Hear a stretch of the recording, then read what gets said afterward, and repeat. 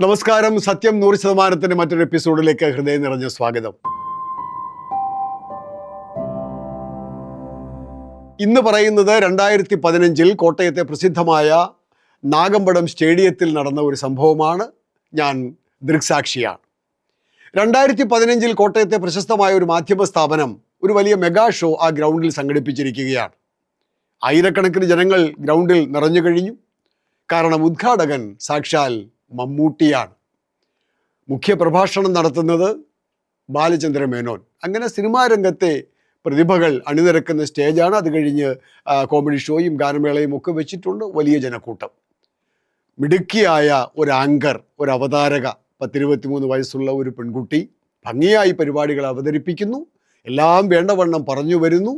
അടുത്തത് ഉദ്ഘാടനത്തിനായി മെഗാസ്റ്റാർ മമ്മൂട്ടിയെ ക്ഷണിക്കുകയാണ്. ഈ ആഴ്ചയിലാണ്, ഈ 2015 ഈ മെഗാ ഷോ നടക്കുന്ന ഈ ആഴ്ചയിലാണ് മമ്മൂട്ടിയുടെ ഭാസ്കർ ദ റാസ്കൽ എന്ന സിനിമ പുറത്തിറങ്ങിയത്. അതിനെക്കുറിച്ചൊക്കെ പെൺകുട്ടി പരാമർശിച്ചു. ഭാസ്കർ ദ റാസ്കൽ എന്ന സിനിമ ഇറങ്ങിയിരിക്കുന്നു. തുടരെ തുടരെ ഉജ്ജ്വല വിജയങ്ങൾ സമ്മാനിക്കുന്ന ചലച്ചിത്രങ്ങളിലെ നായക വേഷത്തിലൂടെ മമ്മൂട്ടി എന്ന് നമ്മുടെ ഹൃദയങ്ങളിൽ നിറഞ്ഞു നിൽക്കുന്നു എന്നെല്ലാം വളരെ ഭംഗിയായി പറഞ്ഞു കഴിഞ്ഞ് ആ കൊച്ചൊരു സാധനം പറഞ്ഞു. ഉദ്ഘാടന കർമ്മത്തിനായി മലയാള സിനിമയുടെ റാസ്കലിനെ ക്ഷണിക്കുന്നു. വേദിയും സദസ്സും ഒരു നിമിഷ നേരത്തേക്ക് നിശബ്ദമായി, നിശ്ചലമായി. അക്ഷോഭ്യനായി, ഒരു അലോസരവും കാണിക്കാതെ ആ മഹാനടൻ എഴുന്നേറ്റ് വന്നു. തൻ്റെ ആ ഉത്തരവാദിത്തം ഭംഗിയായി നിർവഹിച്ചു. അത് കഴിഞ്ഞ് പ്രസംഗിക്കാൻ എഴുന്നേറ്റത് ബാലചന്ദ്ര മേനോനാണ്. അദ്ദേഹം ആ ആങ്കറിനെ വളരെ ഭംഗിയായി വലിച്ചു കീറി ഭിത്തിയിൽ ഒട്ടിച്ചു എന്നുള്ളതാണ് പരമാർത്ഥം. അദ്ദേഹം അടിവരയിട്ട് പറഞ്ഞു, അവതരണമെന്ന് പറഞ്ഞാൽ, അല്ലെങ്കിൽ അവതാരകൻ്റെ ജോലി എന്ന് പറഞ്ഞാൽ, അവതാരകയുടെ ജോലി എന്ന് പറഞ്ഞാൽ വെറുതെ കുറേ വാക്കുകൾ വിളിച്ചു പറയുകയല്ല.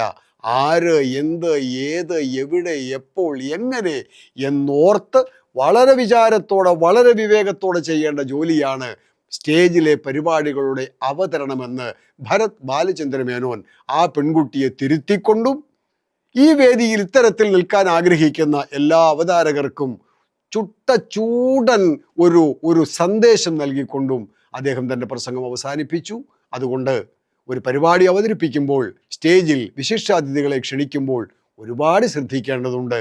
ഇതെൻ്റെ നേരനുഭവം. സത്യം 100%.